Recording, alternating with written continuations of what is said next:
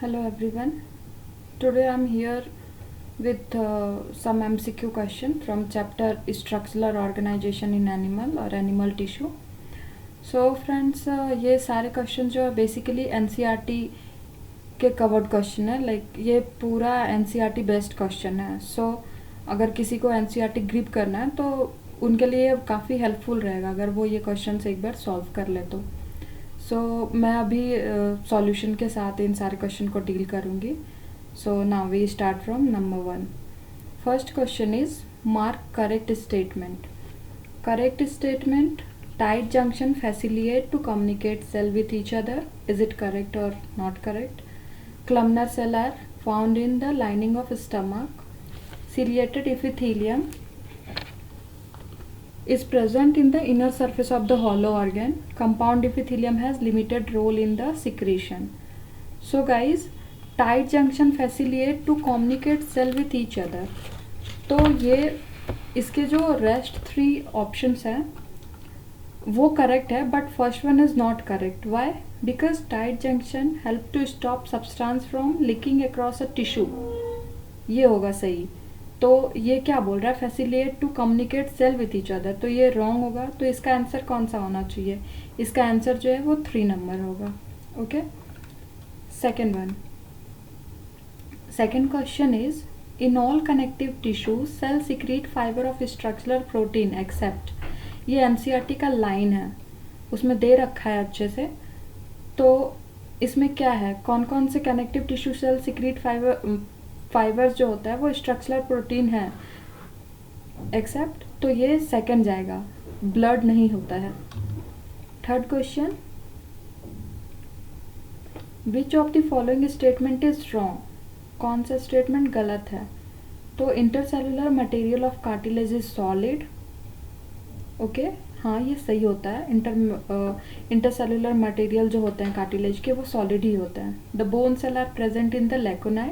ये आपने स्केलेटल में पढ़ा होगा काफ़ी अच्छे से. तो ये करेक्ट स्टेटमेंट है. Communication junction are present in cardiac muscle. Yeah definitely. And the fourth one is bone has pliable ground substance. No, it's not correct. So wrong statement बताना था. तो answer is 4. Now come to the fourth. Which of this statement is not related with loose connective tissue. इसमें हमें loose connective tissue के बारे में बताना है. तो ये हमसे पूछ क्या रहा है कि कौन सा स्टेटमेंट रिलेट नहीं करता है कनेक्टिव टिश्यू से. तो first one is often serve as a support framework for epithelium. Yeah correct. It contain fibroblast, macrophages and mast cell. ये भी सही है. And the third, fibers and fibroblast are compactly packed. Is it correct or not correct? No, it's not correct. Why? Because fiber and fibroblast जो होता है वो compactly packed होता है but dense connective tissue. Okay, not in connective tissue, loose connective tissue. ये किसके लिए statement सही होगा? dense connective tissue के लिए. So the answer is 3. अब 5 नंबर क्वेश्चन देखिए. Which one of the intercellular junction will check the flow of material from epithelial surface. Too easy. हमें डेफिनेशन से ही पता है कि ये किसका आंसर होगा. तो हम इसको डायरेक्ट ही क्वेश्चन कर सकते हैं ना. लाइक बोल रहा है कि इंटरसेलुलर जंक्शन को कौन चेक करता है. Like flow of material. तो हम टाइट जंक्शन का डेफिनेशन ही हमें पता है कि वो क्या होता है. Help to stop substance from leaking across a tissue. ये NCERT का डेफिनेशन है. The answer is 4th one. बाकी रेस्ट 3 उन सब बेसिकली जो हम MCQ क्वेश्चन हमारा तभी क्लियर होता है जब हमें हर ऑप्शन जो भी दिया रहता है वो क्लियर हो, तभी हम करेक्ट आंसर कर सकते हैं. And the 6th, which of the following statement is incorrect. तो हमें बताना है इसमें से गलत कौन है.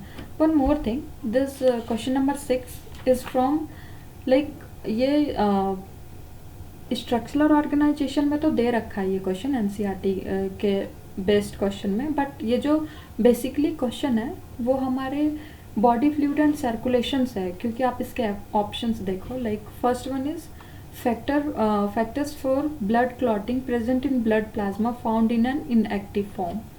ओके. तो हमने जब बॉडी फ्लूइड पढ़ा था तब इस उस एनसीईआरटी का ये लाइन है, आप देख सकते हो वहाँ जाके, एज इट इज़ ये लाइन लिखा है।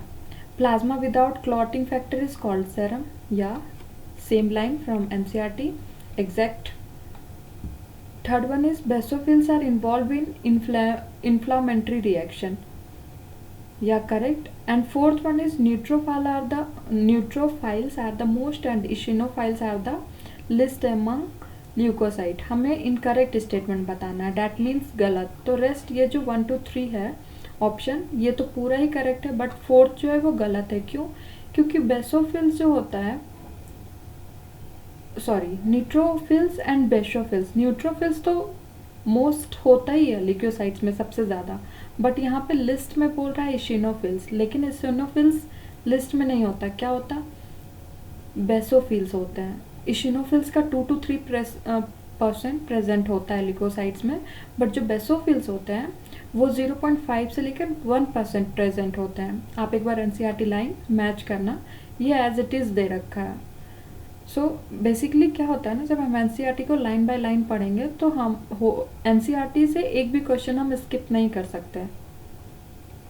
Now come to the question number 7.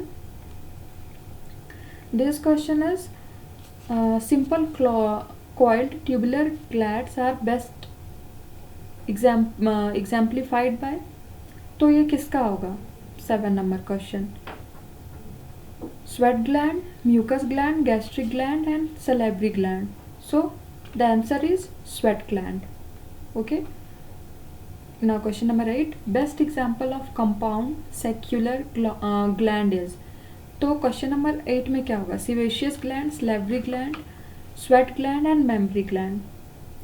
तो क्वेश्चन नंबर 8 में जो होगा वो बोल रहा है कंपाउंड सेक्युलर ग्लैंड, तो इसमें सलेवरी ग्लैंड होता है. Question number 9. When 2 or more organ perform a common function by their physical and chemical interaction they are. तो ये हम अभी चैप्टर कौन सा पढ़ रहे हैं? टिश्यू. तो टिश्यू में सबसे बेसिक चीज़ ही हमें यही बताया जाता है कि टिश्यू के बाद क्या बनता है, ऑर्गन से क्या बनता है, ऑर्गन सिस्टम. तो ये बोल रहा है 2 or more organ perform a common function by their physical and chemical interaction. तो ये तो छोटे बच्चे भी आंसर कर सकते हैं. So it's answer is 2, organ system.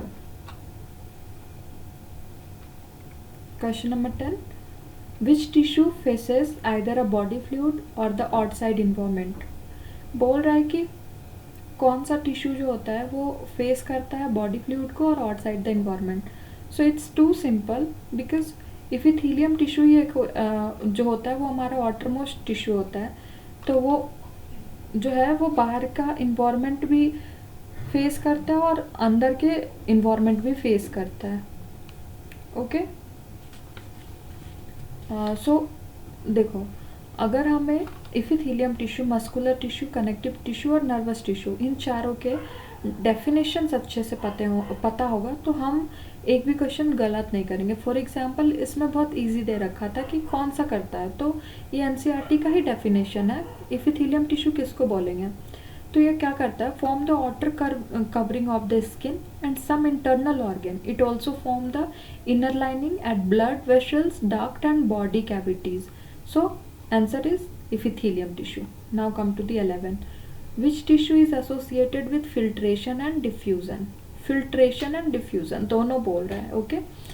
तो हमें सिंपल स्क्वेमस इपिथेलियम का फंक्शन पता होना चाहिए, सिंपल क्यूबॉइडल का, सिंपल कॉलमनार का. ओके. तो ये बेसिकली क्या बोल रहा है? Filtration and diffusion. तो सिंपल स्क्वेमस इपिथेलियम का क्या होता है डेफिनेशन? ये किस में प्रेजेंट होता है? तो इसके डेफिनेशन से ही हमको पता चलता है कि it present at sites of filtration और diffusion and at site of secretion. और ये पूछ भी वही रहा है, फिल्ट्रेशन एंड डिफ्यूजन. तो ये काफ़ी मैच्ड कर रहा है इसे. तो ये क्या होगा? 11 का आंसर क्या होगा? सिंपल स्क्वेमस इपिथेलियम बोल रहा है. और सेकेंड जो इसका ऑप्शन है वो सिंपल क्यूबॉइडल इपिथेलियम. ये क्यों नहीं होगा? क्योंकि इसका फंक्शन जो होता है वो सिक्रीशन और एब्जॉर्प्शन होता है, ना कि फिल्ट्रेशन और डिफ्यूजन. और जो थर्ड है सिंपल कॉलमनार इपिथेलियम, इसका भी जो फंक्शन होता है वो सिक्रीशन एंड एब्जॉर्प्शन होता है. और क्वेश्चन क्या था? Filtration and diffusion. So answer is first one, simple squamous epithelium. 12 which of the following contribute maximum part of our body weight. तो इनमें से कौन सा जो है हमारे बॉडी का मैक्सिमम बॉडी वेट कंट्रीब्यूट करता है। तो ये कॉमन सेंस बेस्ड क्वेश्चन भी है। ऑब्वियसली ये मस्कुलर टिश्यू होगा क्योंकि मसल्स से ही हमारा बॉडी वेट जो होता है वो बढ़ता है या घटता है। Okay, 13 question, which of the following statement are correct? True. तो first one is albumin help in osmotic balance, plasma without clotting factor is called serum. ये तो आपने पढ़ा है, बॉडी फ्लूइड एंड सर्कुलेशन का लाइन है ये।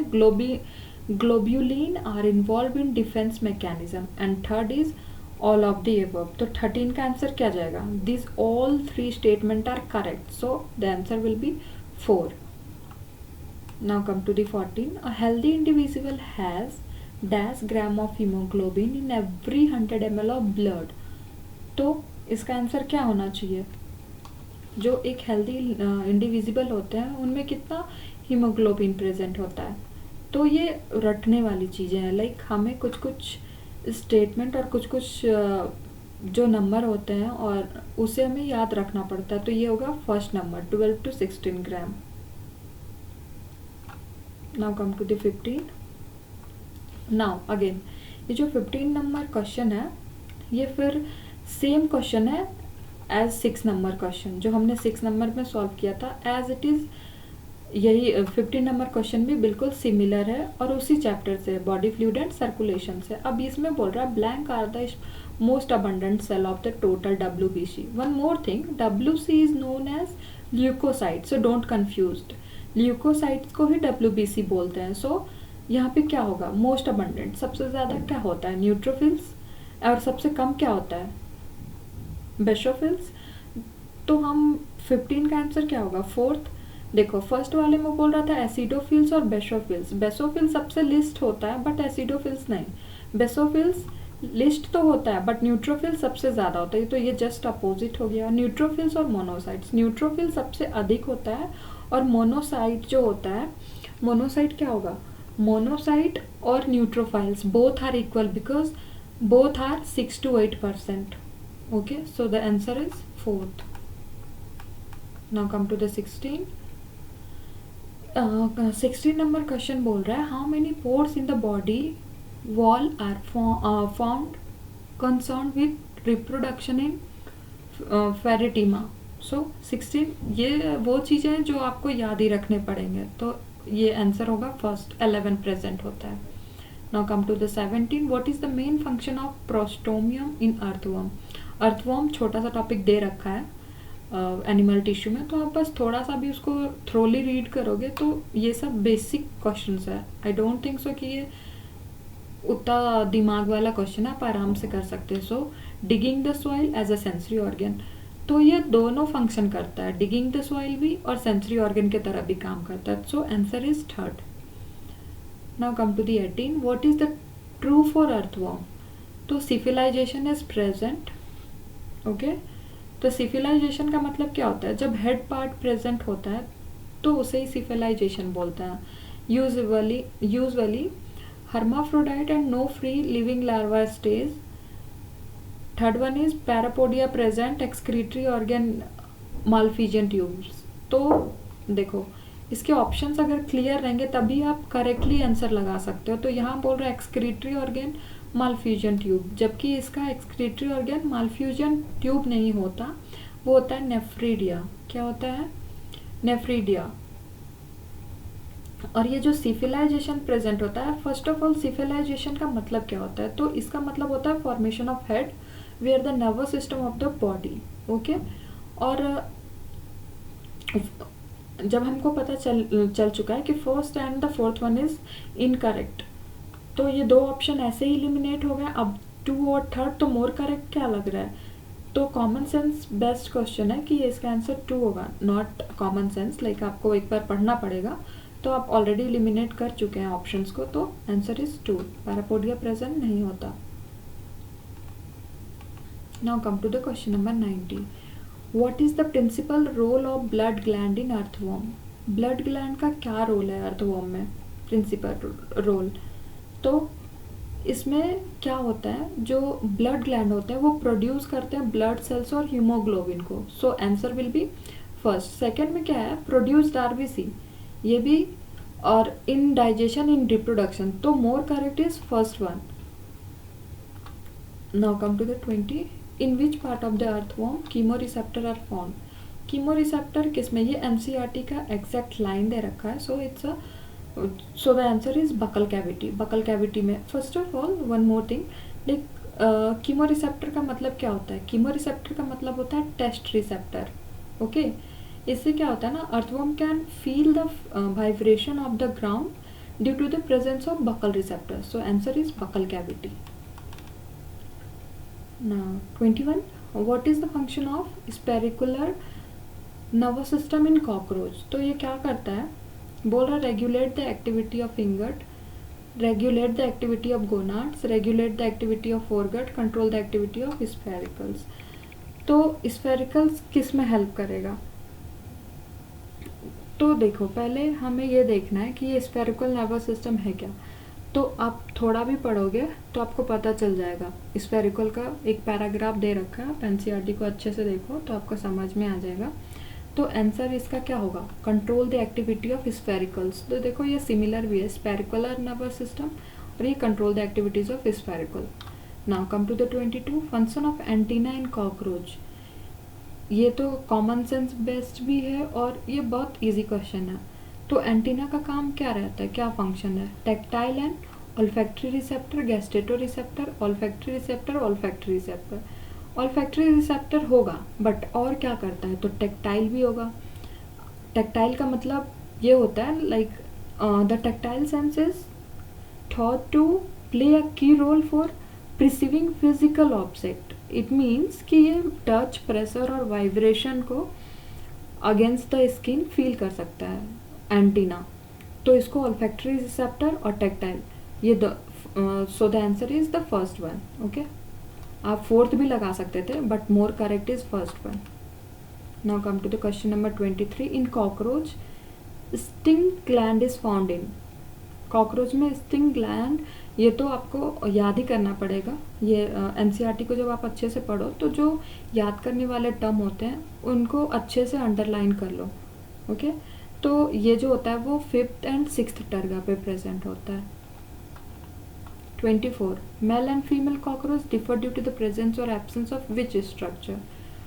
तो कौन से स्ट्रक्चर की वजह से मेल और फीमेल कॉकरोच को हम डिफर बता सकते हैं, anal cerci and anal style. Anal cerci तो नहीं होता बट एनल स्टाइल होता है।